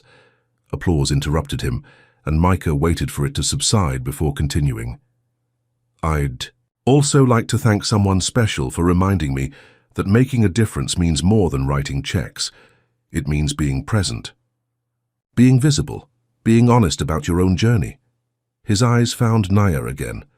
Sometimes the people who believe in us before we believe in ourselves are the ones who change our lives the most. I lost sight of that truth once. I won't make that mistake again. The audience rose in a standing ovation as Micah concluded his speech. Nia found herself blinking back tears, moved by his words and the transformation she was witnessing. The boy who had hidden his poetry notebooks from the world had become a man willing to share his story if it meant helping others like him. Later, as they drove home from the gala, a comfortable silence filled the car. Micah's hand rested on Nia's, his thumb tracing gentle circles on her skin. "Thank you for coming tonight," he said finally. "Having you there meant everything to me." "I'm proud of you," Nia replied. "What you said, what you're doing for those kids. It's incredible, Micah." He glanced at her, his expression vulnerable in a way few people ever got to see. "I meant what I said about you believing in me before I believed in myself. You were the first person who ever made me feel like I mattered, like I had something valuable to offer the world." Nia's heart swelled with emotion. "You always did. I just saw what was already there." When they reached their homes, Micah walked Nia to her door, both of them reluctant for the evening to end. "Would you like to come in for coffee?" Nia asked. Not quite ready to say goodnight, Micah smiled.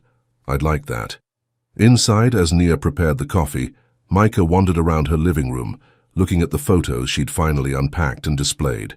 One caught his eye, a picture of Nia with an older woman, both smiling widely at the camera. "Is this your aunt?" he asked, picking up the frame. Nia glanced over from the kitchen. "Yes, that's Aunt Jessie, taken about a year ago, before her stroke. You were always close to her," Micah remembered. "How is she doing now?" "Better," Nia said, bringing 2 mugs to the coffee table. "The rehab facility has been wonderful.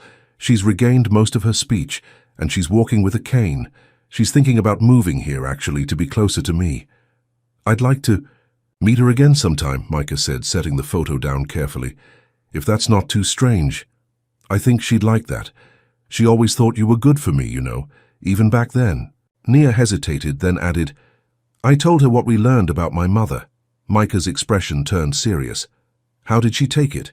She wasn't entirely surprised. She said she'd had suspicions but was never certain. Nia sipped her coffee. "She also said something that's been on my mind a lot lately." "What's that?" "That holding on to anger over the past won't make me happy." Nia met his eyes. "She's right. I'm still sad about what happened, about the years we lost, but I'm trying not to let it overshadow what we might have now." Micah moved to sit beside her on the sofa, close enough that their shoulders touched. "And what might we have now, Nia?" The question hung between them, full of possibility and just a hint of fear. They'd been cautiously rebuilding their connection over the past weeks, but neither had put a name to what was growing between them. "I don't know yet," Nia answered honestly, "but I want to find out." Micah's hand found hers, fingers intertwining naturally. "So do I." When he kissed her this time, it wasn't the gentle, tentative kiss of their first reconnection. It was deeper, more certain, carrying the weight of years of separation and the promise of a future neither had dared to imagine until now. Later, as they said goodnight at the door, Micah held her close for a moment longer than necessary. "Sweet dreams, Nia Whitaker," he whispered. The same words he'd always said when dropping her off at home in high school. Nia smiled against his shoulder. "Sweet dreams, Micah Lennox." As she watched him walk back to his house, Nia felt lighter than she had in years. The pain of the past was still there, a dull ache rather than a sharp stab, but it was being steadily overshadowed by the joy of rediscovery, of second chances, of possibilities once thought lost forever. The following Saturday morning, Nia was sorting through her mail when her phone rang. It was Zoe. "So when were you going to tell me that you and Micah Lennox are officially an item?" her sister demanded, without preamble. Nia nearly dropped her coffee mug. "What? How did you—" "You're all over the business section. Ghost CEO goes public with mystery woman. There's a whole article, Nia, with pictures from some fancy charity thing." "Oh," Nia said, suddenly remembering the photographer at the gala. "That was fast." "Oh, yeah. And you didn't think to give your only sister a heads up that you were about to become internet famous?" Nia sighed. I'm not internet famous, Z, and it wasn't planned. Micah just introduced me to some people at an event. Micah Lennox doesn't just do anything, Zoe countered. From what I've read, the man calculates his grocery list like it's a chess move. So going public with you? That's a big deal. Maybe, Nia conceded, though her sister's words made her heart beat a little faster. It was true that Micah didn't do anything without careful consideration. The fact that he'd willingly stepped into the spotlight with her by his side, that meant something. I need details, Zoe insisted. All of them right now. Nia laughed. It's complicated, Z. We're figuring things out. Well, figure faster. I'm coming to visit next weekend. What, Zoe? You can't just already booked the flight. I need to see this for myself. My big sister and the mysterious millionaire reunited after all these years. It's like something out of a movie. After finishing the call with her very excited sister, Nia walked to her back porch, needing some air. The article Zoe mentioned was concerning, not because she minded being seen with Micah, but because she wasn't prepared for public attention. Her job as a social worker required discretion, and her client's privacy was paramount. As if summoned by her thoughts, Micah appeared in his garden. When he saw her, he immediately came to the hedge between their properties. I was just coming to see you, he said, his expression unusually tense. Have you seen the article? No, but my sister just called about it. Is it bad? Micah ran a hand through his hair, a gesture she recognized from when he was stressed. Not bad exactly, but more attention than I anticipated. I'm sorry, Nia, I should have known better than to let them take that photo. It's okay, she assured him, though she wasn't entirely convinced herself. It was bound to happen eventually if we're seeing each other. Are we? Micah asked, a hint of vulnerability breaking through his concern. Seeing each other, I mean, officially. Despite the seriousness of the situation, Nia couldn't help but smile. The powerful businessman suddenly sounded like the uncertain teenager who had nervously asked her to junior prom. I think we are, she said, unless you've changed your mind. The relief on his face was immediate and profound. Not a chance. Good. Then we'll deal with this together. Nia hesitated, then added, by the way, Zoe's coming to visit next weekend. She wants to meet you. Again, I guess. Your sister? Micah looked both surprised and pleased. I'd love to see her. She must be all grown up now. And full of opinions, Nia warned. She's very protective of me, especially after everything. She didn't need to specify that everything included both Micah's disappearance and her broken engagement with Derek. I'll win her over, Micah said with confidence. I always did make a good impression on the Whittaker women. The comment hung awkwardly between them, an unintentional reminder of the one Whittaker woman whose approval he hadn't maintained, Nia's mother. Sorry, he said quickly. That was thoughtless. It's okay, Nia assured him. We can't tiptoe around the subject forever. My mother made a mistake, a big one. But she's gone now and we're still here. That has to count for something. Micah's expression softened. When did you get so wise? Probably around the time I stopped letting other people make my decisions. For me, Nia replied with a small smile.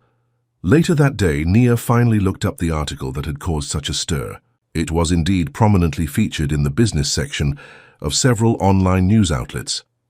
Tech's most elusive bachelor goes public with childhood sweetheart. The photo showed them at the gala, Micah in his tuxedo and Nia in her burgundy gown, both smiling at the camera. They looked good together, she had to admit. Happy, like they belonged side by side.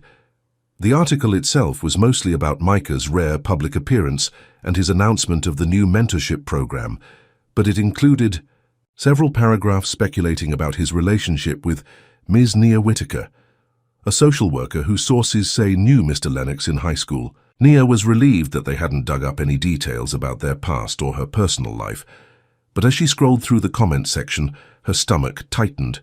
People were already speculating, some unkindly. Gold digger alert, social worker, to Millionaire's girlfriend. Talk about a career change. Bet she hunted him down once she found out he was loaded. Poor guy probably thinks she loved him before he was rich. Classic trap. Nia closed the browser, feeling sick. Is that what People would think that she was with Micah for his money? The irony was almost too much. His wealth was the least interesting thing about him, as far as she was concerned. Her phone buzzed with a text from Micah. "Don't read the comments. People always assume the worst. I know the truth. That's all. That matters." Despite her unease, Nia smiled. Of course he would know exactly what she was thinking, even from a distance. That connection, that understanding, it had always been there between them. "Too late," she texted back. "But thank you." His response came immediately. "Dinner tonight, my place, no photographers allowed." "Perfect," she replied, already feeling better. Whatever the outside world thought of their relationship, they knew the reality, and that was what counted. The week passed in a blur of work for Nia and business meetings for Micah. The article had indeed brought unwanted attention. Nia received curious looks from colleagues who had recognized her photo, and a few clients made comments about her rich boyfriend. Micah, for his part, was fielding constant questions from business associates who had never seen him with a woman on his arm at a public event. He handled it with grace, neither confirming nor denying the nature of their relationship, simply saying that they were old friends reconnecting. By the time Friday arrived and Zoe's visit approached, Nia was more than ready for a break from the scrutiny. She picked her sister up from the airport that evening, bracing herself for the interrogation. She knew was coming. Zoe didn't disappoint. The moment she was in Nia's car, she launched into questions. "So you and Micah Lennox, huh? The same Micah who broke your heart in high school? The one you cried over for months? That Micah?" "Yes, Zoe, that Micah," Nia said patiently as she navigated through traffic. "And it's complicated. Uncomplicated for me, because last I heard you were still recovering from Derek the disaster, and now suddenly you're dating a tech millionaire who once disappeared without a trace. Excuse me for being concerned." Nia sighed. Her sister had always been direct, but her protectiveness had increased tenfold after Derek had walked out on Nia during Aunt Jessie's health crisis. "I found out why he left back then," Nia said quietly. "Mom told him to stay away, said he would hold me back from my potential." "What?" Zoe's jaw dropped. "Mom did that, and he just listened to her." "He believed her," Nia explained, recounting the conversation she'd had with Micah about his insecurities and her mother's interference. "He thought he was doing what was best for me." Zoe was silent for a long moment, processing this information. "That's messed up," she finally said. "Both what Mom did and how he handled it. But still, so 12 years, Nia. He let you think he just abandoned you for 12 years. "I know," Nia admitted. "And I'm still working through my feelings about that. But people make mistakes, Z, even big ones. The question is whether there's enough good between us to build something new despite the past. And is there?" Zoe asked, her tone softening slightly. Nia thought about the past few weeks with Micah. The easy conversations, the way he listened to her, as if every word mattered, the feeling of rightness when they were together. "I think so," she said. "Yes." Zoe studied her sister's face, then nodded slowly. "Okay, but I'm still going to grill him tomorrow, just so you know." Nia laughed. "I would expect nothing less." The next day, Micah invited them both to his home for lunch. He'd gone all out, hiring a caterer, setting up in the garden with fresh flowers on the table, even putting together a playlist of music that Nia recognized as songs they'd shared in high school. Zoe raised an eyebrow at the elaborate setup. "Trying a little hard, isn't he?" she whispered to Nia as they approached. But her skepticism wavered when she saw Micah himself. He stood as they entered the garden, looking both hopeful and nervous. Not at all the confident businessman from the news articles, but rather a man genuinely concerned about making a good impression on his girlfriend's sister. "Zoe," he said, warmly extending his hand. "It's been a long time. You were what, 13 when I last saw you?" 14, she corrected, shaking his hand firmly. "Old enough to remember how much my sister cried when you disappeared." "Zoe," Nia exclaimed, mortified, but Micah didn't flinch at the accusation. "I deserve that," he said seriously, "and probably a lot more. I hurt Nia in a way I'll always regret. I can only hope to spend however much time she gives me trying to make up for it." His sincerity seemed to catch Zoe off guard. She'd clearly, Been prepared for defensiveness or charm, not straightforward acknowledgement of his mistake. Well, she said, slightly deflated. Good. As long as we're clear on that. The tension eased somewhat as they sat down to eat. Micah asked Zoe about her life in Atlanta, her job as a graphic designer, her boyfriend of 2 years. He remembered details about her that surprised even Naya, her childhood dream of becoming an artist, her allergy to strawberries, her habit of collecting snow globes from every city she visited. "You have a good memory," Zoe commented, seeming reluctantly impressed. "Naya used to talk about you all the time," Micah explained. "She was so proud of you, even when you were driving her crazy." The comment made both sisters smile, recognizing the truth in it. As lunch progressed, Zoe's pointed questions became less frequent, her posture more relaxed. By dessert, she was laughing at Micah's stories about tech industry disasters and sharing her own tales of difficult clients. After they'd finished eating, Micah excused himself to take a brief business call, leaving the sisters alone in the garden. "Okay, I get it now," Zoe said once he was out of earshot. "Get what?" "While you're giving him a second chance, he's still completely in love with you." Nia felt a flush rise to her cheeks. "You think so? Are you kidding? It's written all over his face. Every time he looks at you. He's like a man who found water after being lost in the desert for days." Zoe paused, then added more seriously, "I still think what he did was wrong, but I can see he's genuinely sorry, and he clearly wants to make things right." "That means a lot coming from you," Nia said, touched by her sister's assessment. Zoe had always been an excellent judge of character. She'd warned Nia about Derek long before his true colors showed. "Just be careful, okay?" Zoe added. "Not because I think he's going to hurt you intentionally, but because there's a lot of history there. A lot of pain. Make sure you're really healed from it before you dive all the way in." It was sound advice, and Nia appreciated her sister's concern. "I will," she promised. "We're taking things slow. Well, slower than when we were teenagers. At least." Micah returned then, and the conversation shifted to lighter topics. By the time Zoe had to leave for the airport on Sunday evening, she and Micah had reached a comfortable understanding. She still watched him with a protective sister's eye, but the open hostility was gone, replaced by cautious approval. "He'll do," she told Nia, as they hugged goodbye at the departure gate. "But if he ever hurts you again, I'm coming back with a baseball bat." Nia laughed. "I'll let him know." After dropping Zoe off, Nia drove back toward home, feeling lighter than she had in weeks. Her sister's visit had gone better than expected, and having Zoe's tentative blessing for her relationship with Micah meant more than she'd anticipated.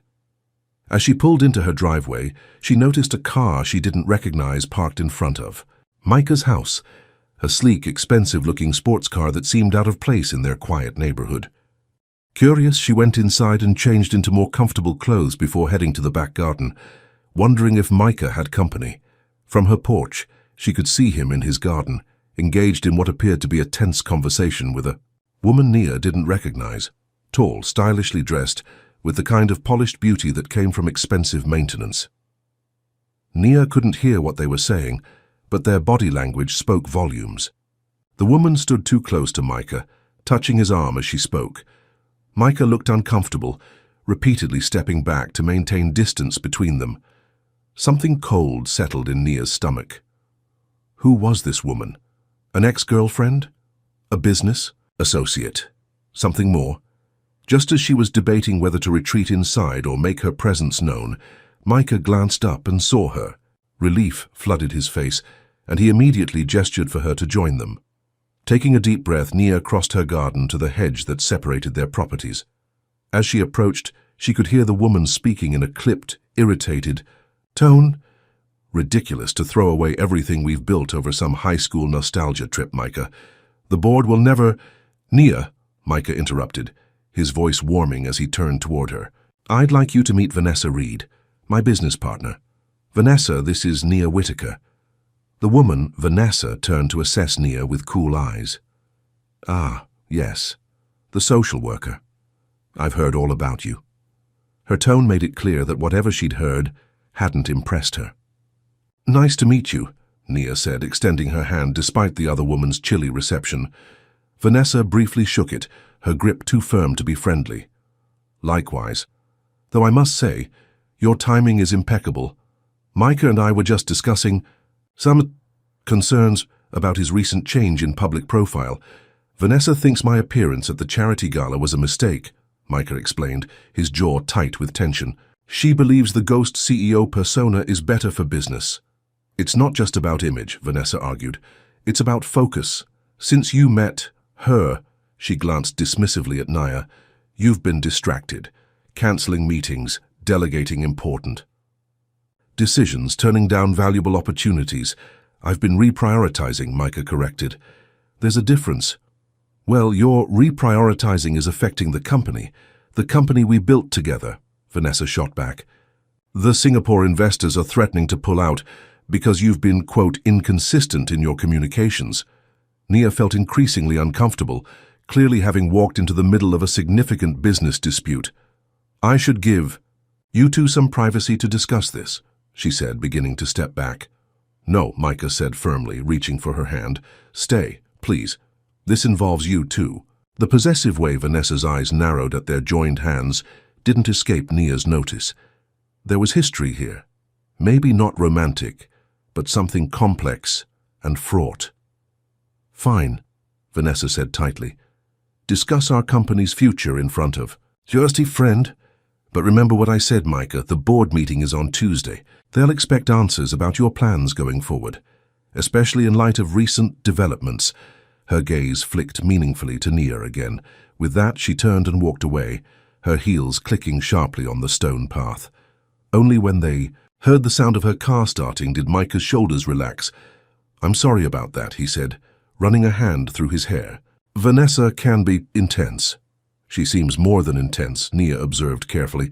She seems angry, at me specifically. Micah sighed. It's complicated. Vanessa and I started the company together 10 years ago. She's brilliant, driven, and completely dedicated to our success, but she's also used to having my undivided attention for all business matters. And now she doesn't? Now I'm remembering there's more to life than quarterly reports and investor meetings, he said, squeezing her hand, gently. She sees that as a threat. To the business or to her? Nia couldn't help asking. Micah hesitated, choosing his words carefully. Vanessa had hopes that our partnership might evolve into something more personal. I never encouraged those hopes, but I never explicitly discouraged them either. That was a mistake, and now I've made it clear that's never going to happen, he said firmly. Especially since what? Nia prompted, when he trailed off. Micah turned to face her fully, his eyes serious. Since I'm in love with someone else, someone I've been in love with since I was 16 years old. Nia's breath caught in her throat. They'd been dancing around these words for weeks, both afraid to be the first to say them out loud. Micah, you don't have to say it back, he hurried to add. I know we're still finding our way, still healing old wounds. I just needed you to know where I stand, especially after seeing Vanessa today. There's no competition, Nia. There never has been. It's always been you. The simple declaration, spoken without grand gestures or elaborate setups, just honest words in the quiet of their shared garden space, moved Nia more deeply than any romantic speech could have. I love you too, she said softly, the words feeling both new and familiar on her tongue. I think part of me never stopped even when I thought I had. Micah's smile was radiant as he pulled her close, kissing her with a tenderness that spoke volumes about the depth of his feelings. When they finally parted, both a little breathless, he rested his forehead against hers. Whatever Vanessa or the board or anyone else thinks, he said quietly, this us is what matters most to me. I lost you once because I let someone else define my worth. I won't make that mistake again. As the evening shadows lengthened around them, Nia and Micah stood together in the garden, the hedge that had once separated them now just a backdrop to their reunion. The road ahead wouldn't be easy. There were still wounds to heal, trust to rebuild, and now external challenges from Micah's business world. But standing there in his arms, Nia felt certain of one thing. This time, they would face whatever came, together. This time, no one else would decide their fate. This time, they would write their own ending. The days following Vanessa's unexpected visit were tense. Micah spent long hours locked in his home office, engaged in conference calls and emergency meetings as he prepared for the upcoming board confrontation. When Nia did see him, he looked tired but determined, his jaw set in a way she remembered from high school whenever he faced a challenge. "You don't have to do this," she told him one evening as they sat on her porch, mugs of tea growing cold between them. "Change your whole business approach because of me, I mean." Micah shook his head. "This isn't just about us, though you're certainly part of it." He reached for her hand, his touch warm and reassuring. "For years I've hidden behind the ghost CEO persona, letting it become a shield against real connection. I told myself it was about privacy, about focusing on the work, but really it was fear. Fear of what? Of being seen. Of being judged and found wanting, just like I was as a kid." His eyes met hers, honest and vulnerable. "You've helped me. Remember who I really am, Nia. Not just the successful businessman, but the person underneath all that. The person who wants to make a difference, not just make money." Nia squeezed his hand, touched by his words. "So what happens at the board meeting? I present my vision for the company moving forward. More transparency, more focus on our foundation work, a leadership structure that doesn't depend solely on my constant presence." He smiled faintly. "Basically, everything Vanessa is afraid of." "And if they don't agree," Micah's expression turned serious, "then I'll have a difficult decision to make, but I won't go back to who I was before. That much I know for certain." As the night deepened around them, Nia found herself worried about what this conflict might mean for Micah. He'd built his company from nothing, poured his heart and soul into it for a decade. The thought that he might lose it because of the changes she'd inspired in his life weighed heavily on her. But when she voiced these concerns, Micah simply shook his head. "Some things are worth the risk," he said softly, his eyes never leaving hers. "You taught me that a long time ago." Tuesday arrived with the gloomy promise of rain. Micah left early for the board meeting, dressed impeccably in a suit that somehow made him look both powerful and approachable. Before driving away, he'd stopped by Nia's cottage to kiss her goodbye, a gesture that felt significant given the day ahead. "Good luck," she'd said, straightening his already perfect tie. "Remember, whatever happens, we'll figure it out together." His smile had been grateful, but tight with tension. "I'll call you as soon as it's over." Now, hours later, Nia found herself unable to focus on work. She'd taken the day off, knowing she'd be too distracted to be effective with her clients. Instead, she busied herself around the house, cleaning already clean surfaces, organizing drawers that didn't need organizing. At noon, her phone rang. Not Micah, but Aunt Jessie. "I was just thinking about you," Nia said, genuinely happy to hear her aunt's voice. "How are you feeling?" "Better every day," Aunt Jessie replied. "In fact, that's why I'm calling. The rehab center is discharging me next week." "That's wonderful news." "It is, and I've been thinking about what comes next." There was a hint of excitement in her aunt's voice. "I'm too old to start over in a new city by myself, but the idea of being closer to you is appealing." Nia's heart lifted. "Are you saying what I think you're saying? Well, that depends on whether you'd be willing to help an old lady look for a small place near you. Nothing fancy. Just somewhere I can have a little garden and see my favorite Hanis more than twice a year. Of course I'll help. In fact," Nia paused, an idea forming. "I might already have the perfect place in mind." After promising to call her aunt back with more details, Nia hung up and immediately dialed Micah's number. It went straight to voicemail. He was still in the meeting. She left a brief message asking him to call her when he could, excitement building about the possibility taking shape in her mind. The rain that had threatened all morning finally began, to fall soft at first and then with increasing intensity. Nia made herself a cup of tea and settled by the window, watching the drops trace patterns on the glass as her thoughts drifted to Micah and whatever was happening in that boardroom across town. She was so lost in thought that she almost missed the sound of a car pulling into her driveway. Looking out, she saw Micah's car, and her heart leapt into her throat. This was earlier than expected, either very good news or very bad. Nia rushed to the door, opening it before Micah could knock. He stood there in the rain, his suit jacket darkened with moisture, his hair damp against his forehead. But it was his expression that caught her attention, a mixture of emotions she couldn't quite read. "What happened?" she asked, pulling him. Inside and closing the door against the downpour, Micah ran a hand through his wet hair, droplets clinging to his fingers. "It's over," he said simply. "The meeting? Already? What did they decide?" "Not just the meeting." He took a deep breath. "My partnership with Vanessa, it's over." Nia's stomach dropped. "Micah, I'm so sorry. I never wanted—" "No," he interrupted, his expression clearing.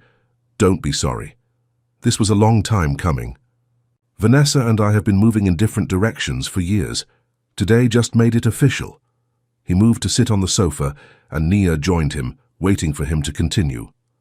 "I presented my vision to the board. More transparency, more focus on our foundation work, a leadership structure that spreads responsibility instead of centralizing it with me."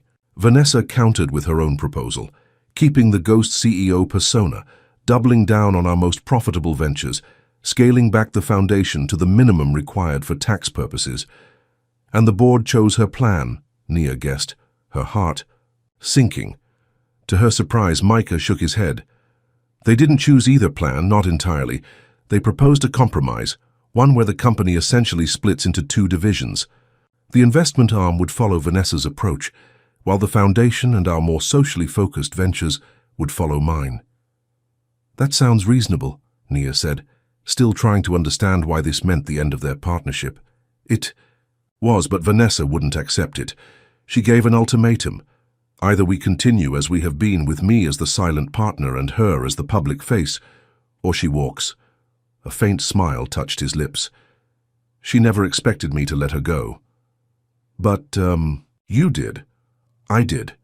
Micah took Nia's hands in his.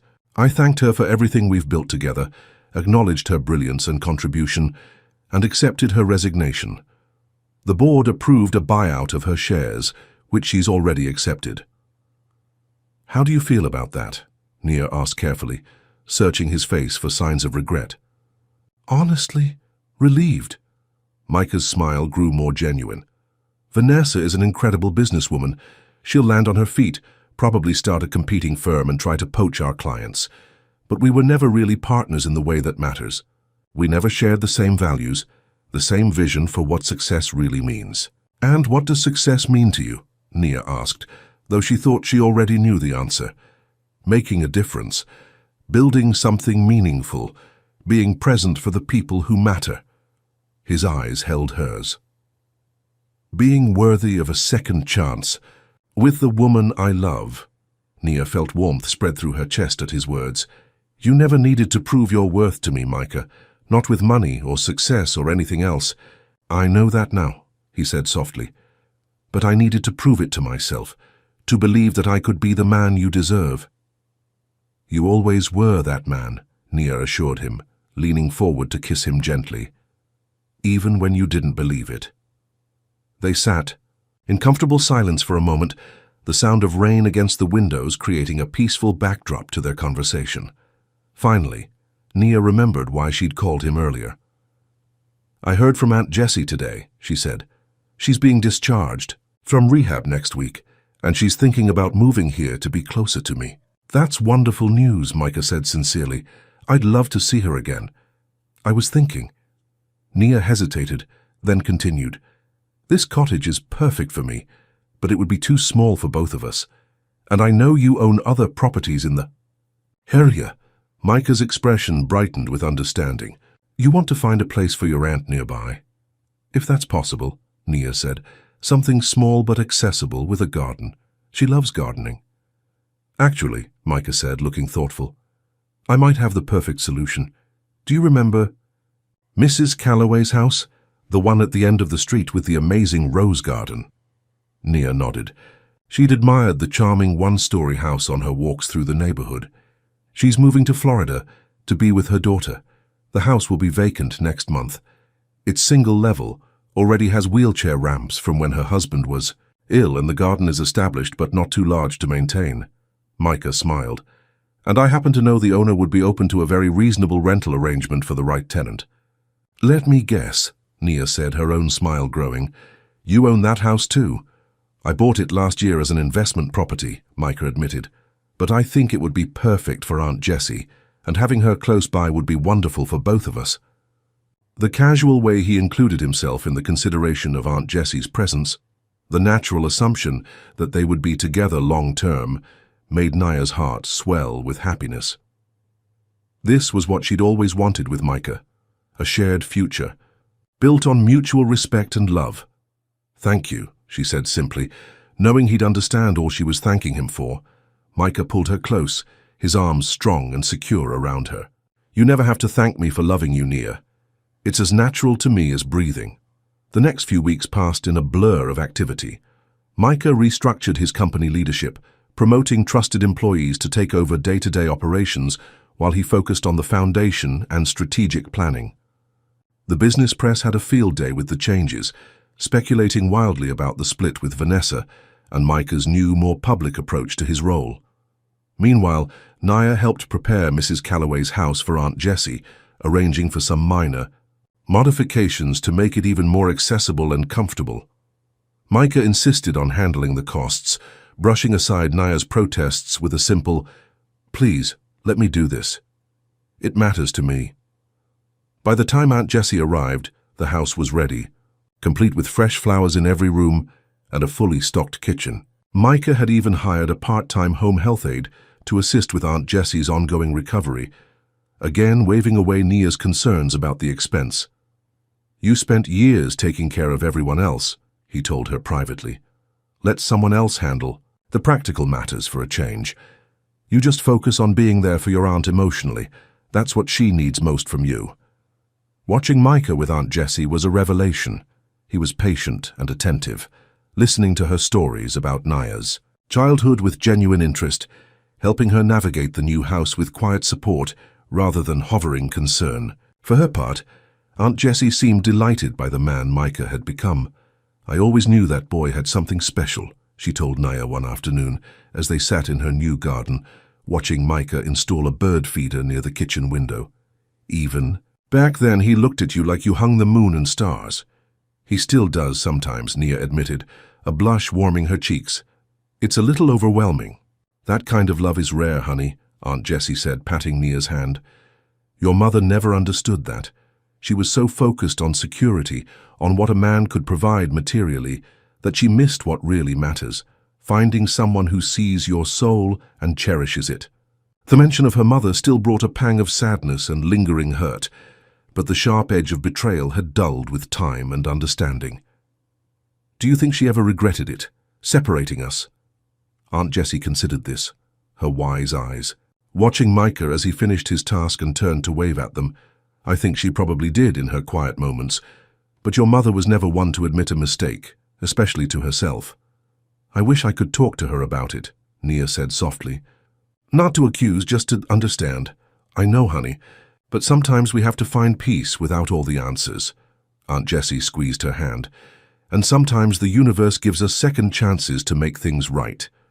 Looking at Micah, now heading toward them with that smile that had always been just for her, Nia felt a deep sense of gratitude for their unexpected reunion. Whatever her mother's misguided intentions had been, whatever pain their separation had caused, they had found their way back to each other. And that was what truly mattered. Autumn arrived with a brilliant display of color. The trees lining their street turned vibrant shades of red and gold, and a crisp coolness settled into the air. It had been nearly 6 months since Nia had moved into the cottage next door to Micah. 6 months of healing, reconnecting, and building something new from the foundation of what they'd once had. Micah's company had stabilized after the initial upheaval of Vanessa's departure. As predicted, she had started her own firm and attempted to lure away some of their major clients, but most had remained loyal, impressed by the more transparent, socially conscious direction Micah was taking the business. The Lennox Mentorship program was thriving, with dozens of foster teens now paired with tech professionals who were helping guide their education and career paths. Micah spent at least one day a week working directly with the foundation, often coming home with stories that made Nia's heart swell with pride. For her part, Nia had been promoted to senior case manager at the community health center, a position that allowed her to have more impact on program development while still working directly with the clients she cared about deeply. The balance felt right, challenging work that made a difference, but not at the expense of her personal life. And what a personal life it had become. Nia had never been happier, never felt more secure in who she was and what she wanted. Micah supported her career ambitions without trying to solve every problem for her, respected her independence while making it clear he wanted to be by her side through everything. They had fallen into an easy rhythm, dividing their time between her cozy cottage and his grand house, though they increasingly spent more nights at the cottage, which felt more like a true home to both of them. Aunt Jessie was a regular presence in their lives, joining them for Sunday dinners and offering the kind of loving wisdom that only comes from a lifetime of experience. It was on one such Sunday in late October that Micah suggested an evening walk after dinner. The night was clear, the air crisp but not too cold, and a nearly full moon illuminated the quiet street. "Remember how we used to walk home from school together?" Micah asked as they strolled hand in hand. "Sharing those earbuds, one for you and one for me." Nia smiled at the memory. "You always let me choose the music, even though my taste was questionable at best." "I didn't care what we listened to," Micah admitted. "I just liked being close enough to share the earbuds with you." They walked in comfortable silence for a while, eventually finding themselves in the small park at the end of their street. The moonlight created silver patterns on the path, and the leaves rustled gently overhead. "Let's sit for a minute," Micah suggested, leading her to a bench beneath an old oak tree. As they sat down, Nia noticed he seemed slightly nervous, a tension in his shoulders that hadn't been there earlier. "Is everything okay?" she asked. "Everything is perfect," he assured her, taking both her hands in his, "which is why there's something I want to ask you." Nia's heart began to beat faster as Micah slid off the bench onto one knee before her. He reached into his pocket and pulled out a small box. "Nia Whitaker," he began, his voice steady despite the emotion shining in his eyes. 12 years ago, I made the biggest mistake of my life by walking away from you. I've spent every day since then becoming the person I thought I needed to be to deserve your love. What I didn't understand until recently is that love isn't about deserving, it's about choosing. Every day, in big ways and small." He opened the box, revealing a ring that caught the moonlight, a simple but elegant diamond set in white gold with smaller sapphires on either side. "This isn't the ring I would have chosen at 18, he continued. "Back then, I would have gone for something flashy, trying to prove my worth through what I could give you. But now I understand that what matters isn't the grand gesture or the perfect symbol. It's the promise behind it." Tears welled in Nia's eyes as Micah continued, his own voice growing thick with emotion. "I promise to choose you, Nia, every day, for the rest of our lives, to support your dreams as fiercely as my own, to never again let anyone else decide what's best for us, to love you through whatever challenges we face." He took a deep breath. "Will you marry me?" The question hung in the air between them, filled with hope and the weight of their shared history. Nia looked at the man before her, not the boy she had first loved, nor the success story who had reappeared in her life, but the person he had become through both struggle and triumph, the person who had found the courage to be vulnerable, to face the past, to love without conditions or expectations. "Yes," she said, her voice strong and certain despite the tears now flowing freely down her cheeks. "Yes, Micah, I'll marry you." His smile was radiant as he slipped the ring onto her finger, then rose to gather her in his arms. Their kiss was tender and passionate at once, a promise of all that was to come. When they finally broke apart, both a little breathless, Micah rested, his forehead against hers. "There's one more thing," he said softly. "What is it?" "I've been thinking about our houses, your cottage, my place next door. They've always felt like separate spaces, even though we move between them." Nia nodded, wondering where he was going. "With this, I'd like us to create a home that's truly ours," Micah continued, Not my house or your cottage, but something we build together. I thought maybe we could renovate the cottage, expand it to be what we both need. Keep the charm and coziness you love, but make it big enough for our future. Together. The thoughtfulness of the suggestion moved Nia deeply. He wasn't asking her to move into his mansion or suggesting they find some new place entirely. He understood how much her little cottage meant to her, the independence it represented, the fresh start she'd made there, and he wanted to honor that while creating something new that belonged to both of them. I love that idea, she said, her heart full to bursting.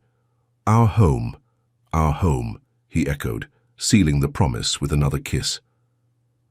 As they walked back, arms wrapped around each other against the autumn chill, Nia felt a sense of completion she'd never experienced before.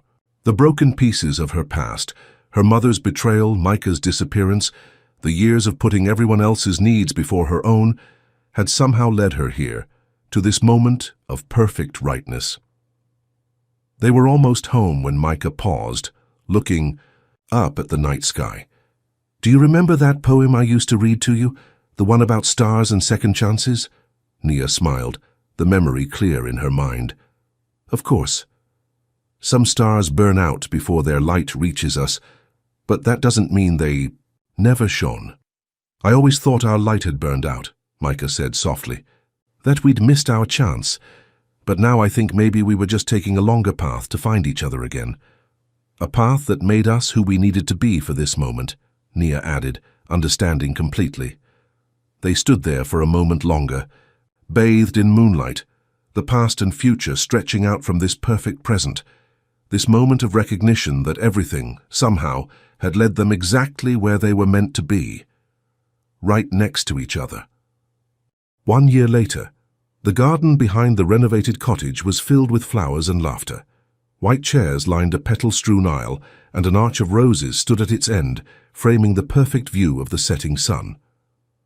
Inside, Nia stood before a mirror, hardly recognizing herself in the simple but elegant wedding dress. Her yellow scarf, the same one she'd worn in high school, preserved all these years, had been fashioned into a delicate sash around her waist, a touch of their past woven into their future. You look beautiful, honey, Aunt Jessie said from her seat by the window, her eyes shining with happy tears. She's right, Zoe agreed, adjusting the flowers in Nia's hair. Micah is going to lose his mind when he sees you. Nia smiled, a calm certainty filling her heart. The path to this day had not been straight or easy. There had been moments of doubt, old wounds that needed tending, new challenges to overcome. But through it all, their love had only deepened, rooted in understanding and mutual respect. A knock at the door announced it was time. Nia took a deep breath, ready to step into the future she and Micah had carefully built together. The ceremony was everything they had wanted. Intimate, meaningful, focused on the promises they were making to each other, rather than on elaborate displays. When Micah saw her walking toward him, his eyes filled with such love and wonder that Nia felt her heart might burst from happiness. Their vows, written together over late-night conversations and early morning coffee, spoke of second chances and hard-won wisdom, of choosing each other every day and building a life that honored both their individual strengths and their united vision. I promise to never take for granted the miracle of finding you again, Micah said, his voice steady and sure. To remember that our love is not about worthiness but about choice, choosing each other every day in all the ways that matter. I promise to stand beside you as your equal partner, Nia responded, looking into the eyes of the man who had once been a boy sharing his earbuds with her. To build a future where we both can grow, where neither of us is diminished by the other's light, but made brighter by it. As they exchanged rings and were pronounced husband and wife, Nia felt the pieces of her life, past, present, and future, click into perfect alignment. The broken circle had been mended, stronger at the joining than it had ever been before. The reception that followed was joyful and relaxed, filling their expanded cottage and garden with warmth and celebration. Aunt Jessie danced with Micah. Her mobility improved enough that she needed only a cane for support. Zoe gave a toast that made everyone laugh and cry in equal measure. Even some of the teens from Micah's mentorship program attended, their presence a testament to the life he and Nia were building, one that reached beyond themselves to touch others. Late in the evening, when most guests had departed and the night had grown quiet, Nia and Micah slipped away to the bench beneath the oak tree where he had proposed. The moon was full, bathing the garden in silver light. "Happy?" Micah asked, his arm around her shoulders, her head resting against him in that perfect way they'd always fit together. "Completely," Nia answered truthfully. "You?" "More than I ever thought possible." He pressed a kiss to her temple. "You know, for years I defined myself by what I thought I lacked: money, status, family connections. Then I defined myself by what I'd gained: success, wealth, recognition, but neither was really me." "And who are you now?" Nia asked, though she already knew the answer. "I'm the man who loves you," Micah said simply. "Who is loved by you." "Everything else is just details." Nia smiled, turning to kiss him properly under the moonlight. In his arms she felt the truth of what they'd created together, not just a marriage or a home, but a space where both of them could be fully themselves. Neither diminished nor overshadowed by the other. It wasn't perfect. There would be challenges ahead, disagreements to navigate, growth still to occur. But they would face it all together, eyes wide open, hearts fully engaged. And in the end, that was the greatest gift their separation had given them: the wisdom to recognize what truly mattered, and the courage to choose it every day for all the days to come. Not because they deserved each other, but because they chose each other. Freely, fully, with clear eyes and open hearts. Right next to each other, exactly where they were always meant to be. The end.